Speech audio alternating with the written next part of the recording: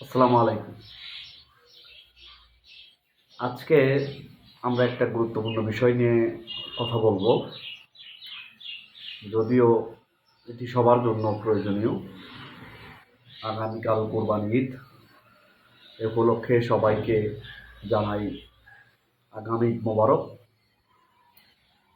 আগামীকাল ত্যাগের মহিমায় মুসলিম উম্মাহ কোরবানি সম্পন্ন করবে।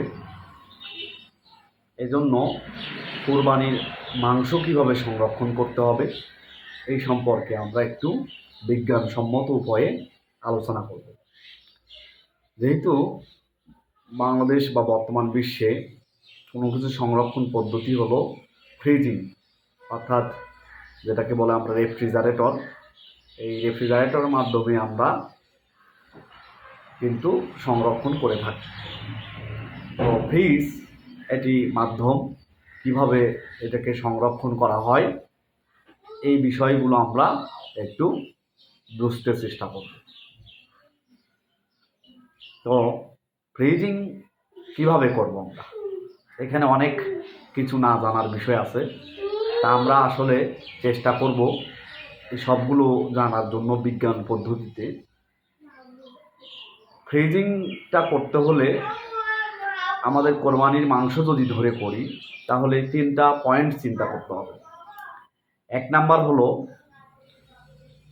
কোরবানির মাংস দীর্ঘদিন সংরক্ষণের জন্য ফ্রিজিং করতে হবে। যে তার প্রথম ধাপ হলো এই মাংসটার গুণগত মান রক্ষা করার জন্য খুব দ্রুততার সাথে এটি ফ্রিজিং করতে হবে, যত সম্ভব দ্রুততা করা যায়।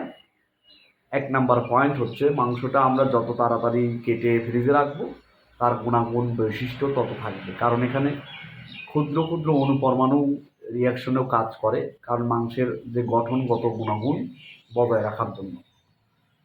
এরপরে তাহলে প্রথম 1 নাম্বার হচ্ছে খুব দ্রুততার সম্পর্কে মাংসটা তাকে কেটে ফ্রিজিং করার চেষ্টা করব। এরপরে ফ্রিজিংয়ে আমরা আরেকটা ভুল করে থাকি, এই মাংসটা পানিযুক্ত সম্পন্ন বা পানি দিয়ে ধৌত করা হয়। এই পানিগুলো এখান থেকে বের করার চেষ্টা করা হয় না, বা পানি সহ অনেক সময় ফ্রিজিং করা হয়। এটি মোটেই সঠিক পদ্ধতি নয়, কারণ মাংসের ভিতর যদি পানি থাকে তাহলে ফ্রিজিং হলে বরফ হয়ে যাবে এবং এটি চাপ প্রয়োগ করবে, ফলে মাংসের কণার গুণগত মান বা কাঠামো নষ্ট হয়ে যেতে পারে। তো সাধারণভাবে চেষ্টা করব মাংসে যাতে পানি না থাকে। যদি পানি থাকে এটি ঝারিয়ে ফেলার চেষ্টা করব, আর অথবা টিস্যু দিয়ে মোছার চেষ্টা করব। যদি আমরা টিস্যু দিয়ে একটু মুছি, পাতলা স্লাইস করি, তাহলে এটি আশা করি পানি থাকবে না। 2 নম্বর কাজ হলো তাহলে কি, আমরা এটি মাংসে কোনো পানি রাখবো না, অর্থাৎ মাংসে পানি সহ ফ্রিজে রাখা যাবে না। 3য় নাম্বার পয়েন্ট হচ্ছে খুব গুরুত্বপূর্ণ, যখন আমরা ফ্রিজিং করব এই মাংসটাকে রাখার জন্য ফ্রিজটা তো আমরা নর্মাল অ্যাজ ইউজুয়াল অনেক সময় কমিয়ে ব্যবহার করা হয়, কারণ সবসময় তো বাড়িয়ে ব্যবহার করা হয় না। তো মাংসটা ফ্রিজে রাখার যখন রাখবো তখন এটা ম্যাক্সিমামে রাখবো, অর্থাৎ কয়েকটি ঘন্টা 5-6 ঘন্টা ম্যাক্সিমাম পর্যায়ে রাখতে হবে। যদি ম্যাক্সিমাম পর্যায়ে রাখা হয় তাহলে দ্রুত ফ্রিজ হয়ে যাবে, তো মাংসের গুণাগুণ বৈশিষ্ট্য অক্ষুণ্ণ থাকবে। তাহলে প্রথমত কাজ হচ্ছে এই মাংসটাকে পানি শূন্যকরণ করা, পানি না রাখা, এবং এটি যখন রাখবো মাংসটা ফ্রিজে যখন রাখবো তখন যেন দ্রুততার সাথে মাংসটা ফ্রিজে রেখে এটিকে ম্যাক্সিমাম পর্যায়ে রেখে দিই। আরেকটি বিষয় হচ্ছে মাংসটা সাধারণত আমরা নর্মালে অনেক সময় খোলা রেখে দিই, এটি মোটেও সঠিক পদ্ধতি নয়। মাংস রাখার জন্য সবচেয়ে কার্যকর পদ্ধতি হচ্ছে আমাদের পলিথিন বা বায়ু নিরোধক বক্সে রাখতে হবে। সবচেয়ে ভালো উপায় হচ্ছে বায়ু নিরোধক পাম্পের সাহায্যে মাংসটা পাম্প করে বায়ু শূন্যকরণ করা। তো আমাদের সেই পদ্ধতি তো সহজে সম্ভব হয় না। আমরা পলিথিন বা বায়ু শূন্যকরণ যে খোলক ব্যবহার করব বা পলিথিন ব্যবহার করব, এটা এমনভাবে করব যেন বায়ুটা শূন্য থাকে, অর্থাৎ বাতাস বের করে মাংসকে বেঁধে রাখা হয় যাতে বাতাস ভেতরে না থাকে। বাতাস থাকলে বাতাসের অক্সিজেন মাংস কণার বা পানির সাথে বিক্রিয়া করতে পারে। বাতাসের অক্সিজেন মাংস কণার সাথে বা বিভিন্ন কণার সাথে উপাদানের উপর বিক্রিয়া করে সেখানে গাঠনিক আকার বা গাঠনিক পরিবর্তন হতে পারে।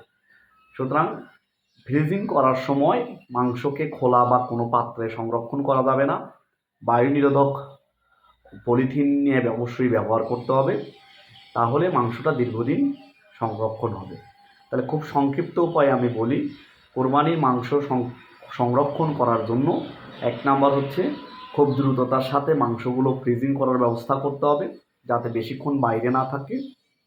2 নাম্বার হলো মাংসের গায়ে যাতে পানি না থাকে, অর্থাৎ মাংসটা যথাসম্ভব শুষ্ক হলে ভালো হয়। 3 নাম্বার হচ্ছে মাংস যখন আমরা পলিথিন নিয়ে উঠাবো, তখন পলিথিনটা এমনভাবে মোড়াতে হবে যাতে ভেতরে যথাসম্ভব বায়ু পরিহার করা যায়, বায়ু না থাকে। এরপরে মাংসটা ফ্রিজে রেখে যথাসম্ভব ম্যাক্সিমাম পর্যায়ে যদি আমরা ফ্রিজটা 5 ঘন্টা রেখে দিই, তাহলে দ্রুততার সাথে ফ্রিজিং হবে এবং মাংস কণার পানি থাকবে না এবং দ্রুততার সাথে ফ্রিজ হবে, মাংসটার গুণাগুণ অক্ষুণ্ণ থাকবে। আশা করি সবার ভিডিওটা কাজে লাগবে। আপনারা সবাই মনোযোগ সহকারে ভিডিওটা দেখে এই অনুযায়ী মাংস সংরক্ষণ করবেন এবং ভালো লাগলে ভিডিওতে লাইক, কমেন্ট এবং শেয়ার করবেন। ধন্যবাদ সবাইকে। ঈদ মোবারক।